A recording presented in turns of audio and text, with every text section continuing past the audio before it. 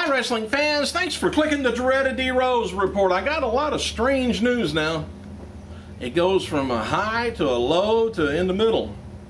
The highs. Happy birthday to 3 times NWA Tag Team Champion Andy Douglas, 33 years old. Former WWF, WCW wrestler Sam Houston.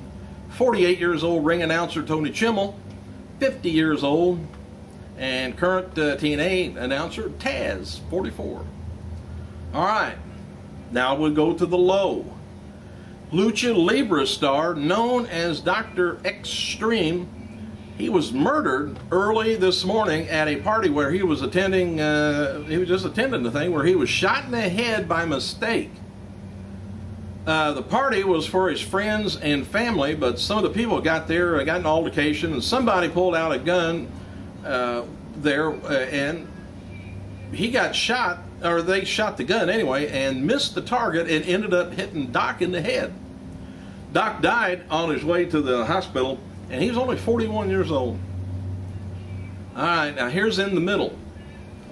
Former WWE and TNA talent Travis Tyson Tomko, Tyson Kid, or not Tyson Kid, but Tyson Tomko, or Tomko, 38 years old, currently is being held in Florida's St. John County Jail. And according to police on St. Augustine.com website, he was arrested this morning on a robbery charge. And he was booked at 5:36 a.m. and given an inmate number of, it's a mile long. No bond is set. Tomko last performed on stage at TNA and wrestling, at the wrestling show, I think it was in 2010. Parted ways with the organization August of that year. And if you remember, he was always a big built guy, a lot of tats and everything, and of course balding.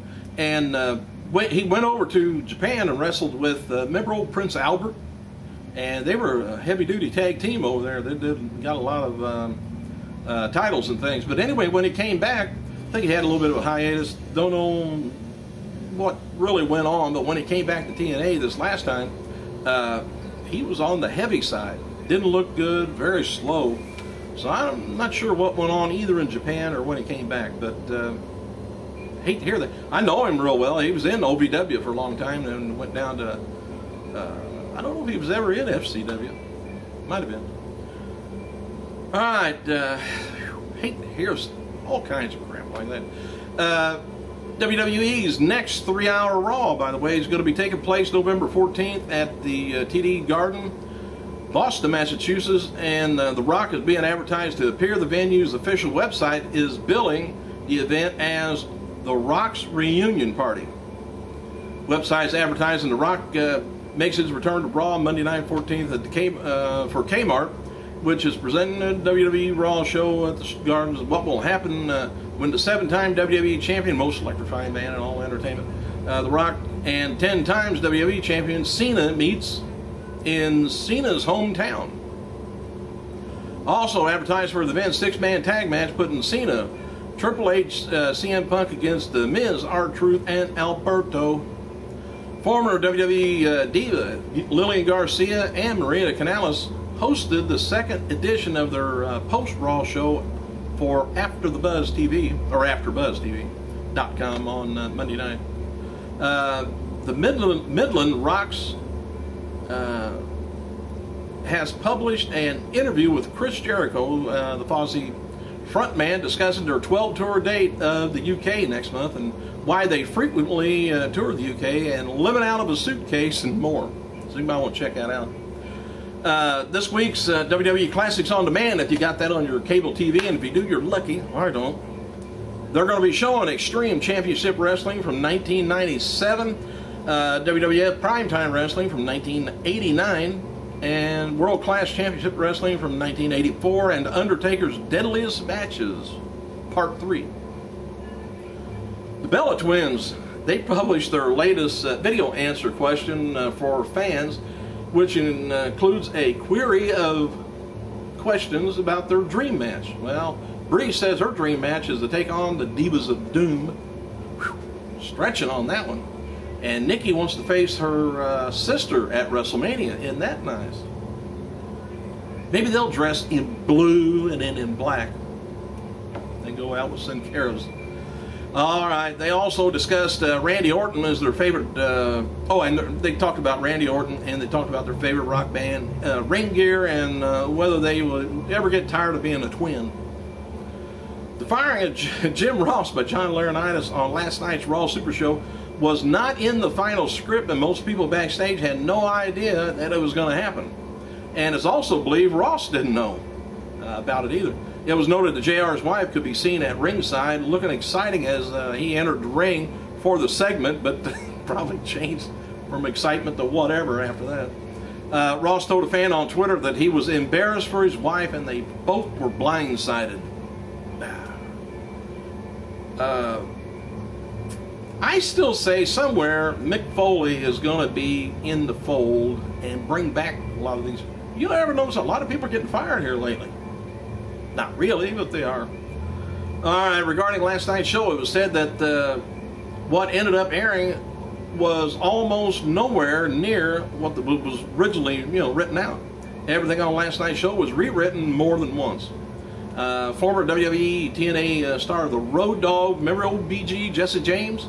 He announced on Facebook this afternoon that he signed as with WWE as an agent producer. And he wrote, he says, "Okay guys, if you want to know already, here it goes." Said, "I have been rehired on a trial 6 weeks period as producer agent with WWE. Said it's a job I wanted and prayed for a while. And he answered my prayers, and now I'm going to return and repay him my services. God bless you guys." And we got all religious on me. WWE DVD News reports that WWE is releasing a 4 DVD set and a 3 DVD Blu-ray set on January 31st. I don't know why they didn't make it for Christmas, but it's going to be in 2012. It's going to be a Raw SmackDown, the best of 2011. Well, maybe they had to wait to 12. Something may happen weeks going into the tail end of 2011, I guess. I don't know. Hey, there's a strong talk going around that John Morrison might not re-sign with the company when his contract expires real soon.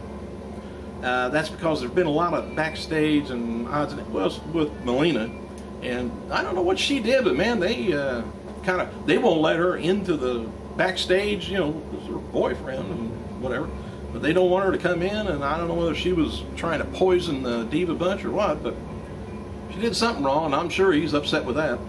They don't even want her even traveling with him, but I think she does.